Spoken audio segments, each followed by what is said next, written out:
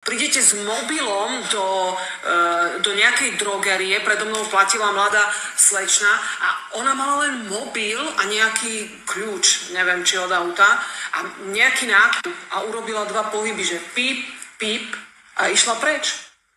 Že odpočítala si body na nejakej karte, ktorú mala v rámci tej predajne a potom si odpípala asi to, že zaplatila. Ty nepotrebuješ nič.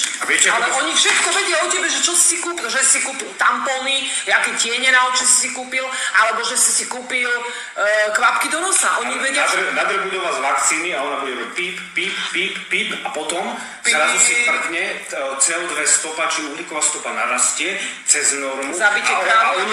Oni potom Rockefeller, Schwab, Soros a Moron urobia, viete čo? Ako pôjde píp.